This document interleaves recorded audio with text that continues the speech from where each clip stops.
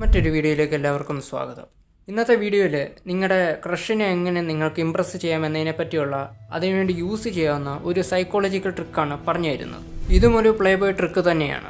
ഈ trick use ചെയ്യുന്നതിലൂടെ നിങ്ങൾ നിങ്ങളുടെ ക്രഷിൻ്റെ മനസ്സിലുള്ള അവരുടെ സങ്കല്പത്തിലുള്ള ആ ഒരു വ്യക്തിയായിട്ട് ഓട്ടോമാറ്റിക്കലി മാറുകയാണ് ചെയ്യുന്നത്. അല്ലെങ്കിൽ നിങ്ങൾ അങ്ങനെ ഒരു വ്യക്തിയാണെന്നുള്ള ഒരു തോന്നൽ അവരുടെ മനസ്സിലുണ്ടാകും. വീഡിയോയിലേക്ക് പോകുന്നതിന് മുമ്പായി ചാനൽ ആദ്യമായി കാണുന്നവരും സബ്സ്ക്രൈബ് ചെയ്യാതെ കാണുന്നവരും ഒന്ന് സബ്സ്ക്രൈബ് ചെയ്യുക. കൂട്ടത്തിൽ ആ ബെൽ ബട്ടൺ കൂടെ എനേബിൾ ചെയ്യുക. വീഡിയോ ഇഷ്ടപ്പെട്ടാൽ ലൈക്ക് കൂടെ ചെയ്യുക. ഇനി വീഡിയോയിലേക്ക് പോകാം. ഈ സൈക്കോളജിക്കൽ ട്രിക്കിലെ ആദ്യത്തെ സ്റ്റെപ്പ് എന്ന് പറയുന്നത് കമ്മ്യൂണിക്കേഷനാണ്. അവരുമായിട്ട് നല്ല രീതിയിൽ സംസാരിക്കുക. സംസാരത്തിലൂടെ അവരുമായിട്ട് ഒരു ആത്മബന്ധം സ്ഥാപിച്ചെടുക്കുക. അവർക്ക് നിങ്ങളോട് എന്തും തുറന്നു പറയാം എന്നത്തക്ക രീതിയിലുള്ള ഒരു വിശ്വാസം ഇതിലൂടെ ഉണ്ടാക്കിയെടുക്കുക. അതിനു വേണ്ടിയിട്ട് നിങ്ങൾ എത്രത്തോളം അവരോട് സംസാരിക്കുന്നോ അത്രയും തന്നെ അവർ പറയുന്ന കാര്യം കേൾക്കാനും കൂടി ശ്രദ്ധിക്കുക. നിങ്ങൾ എത്രത്തോളം കമ്മ്യൂണിക്കേറ്റ് ചെയ്യുന്നു അത്രത്തോളം നിങ്ങൾ നല്ലൊരു ലിസണറും കൂടിയായി മാറുക. ഇനി അടുത്തതായിട്ട് അവരുമായിട്ടുള്ള ഈ സംഭാഷണത്തിൽ അവരുടെ ലൈഫിൽ എന്തെങ്കിലും ശൂന്യത, എന്തെങ്കിലും തരത്തിലുള്ള ഗ്യാപ്പ് ഉണ്ടോ എന്ന് നിങ്ങൾ സെർച്ച് ചെയ്യുക. നിങ്ങൾ ശരിക്കും അവരെ ഒന്ന് പഠിക്കുക. അവരുടെ സംഭാഷണം കൃത്യമായി ശ്രദ്ധിക്കുന്നതിലൂടെ അത്തരത്തിലുള്ള എന്തെങ്കിലും ഒരു ശൂന്യത, ഒരു ഗ്യാപ്പ് നിങ്ങൾക്ക് വീണ് കിട്ടും. ഫോർ എക്സാമ്പിൾ, ഇപ്പോൾ ഒരു പെൺകുട്ടി, നിങ്ങളുടെ ക്രഷ് നിങ്ങളോട് പറയുകയാണ്, എൻ്റെ ജീവിതത്തിൽ ഒരു തരത്തിലുള്ള സുഖമില്ല, ഒരു വിരസമായ ജീവിതമാണ് ഞാൻ നയിക്കുന്നത്.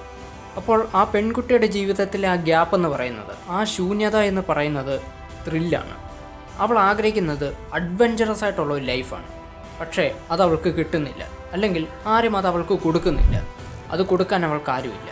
ഈ സ്റ്റേജ് തൊട്ടാണ് അവളുടെ ആ സങ്കല്പത്തിലെ ആ ഒരു വ്യക്തിയായിട്ട് നിങ്ങൾ മാറാൻ പോകുന്നത്. അവൾ ആഗ്രഹിക്കുന്ന ആ അഡ്വഞ്ചറസ് ആയിട്ടുള്ള ആ ത്രില്ലിങ് നിങ്ങൾ അവർക്ക് കൊടുക്കാൻ ശ്രമിക്കുക.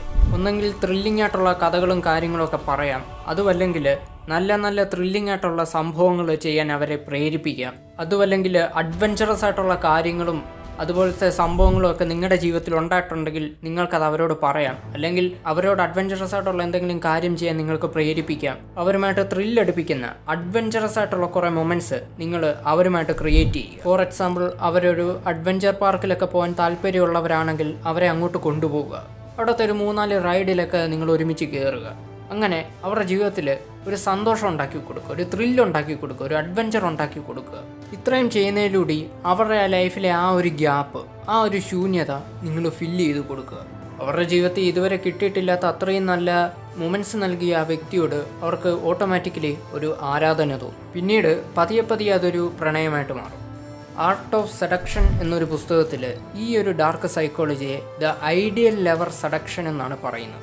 ഏതെങ്കിലും ഒരു വ്യക്തിയുടെ ജീവിതത്തിലെ വലിയ സ്വപ്നങ്ങളോ അല്ലെങ്കിൽ എന്തെങ്കിലും തരത്തിലുള്ള ശൂന്യതകളോ ഫില്ല് ചെയ്ത് കൊടുത്ത് അവരുടെ മനസ്സിൽ ഒരു ഇഷ്ടമുണ്ടാക്കി എടുക്കുന്നതാണ് ഈ ഡാർക്ക് സൈക്കോളജി ട്രിക്ക്. ഈ ട്രിക്ക് യൂസ് ചെയ്യുന്നവർ ഇത് ആരിലാണോ യൂസ് ചെയ്യാൻ പോകുന്നത് ആ വ്യക്തിയെ ശരിക്ക് പഠിക്കും.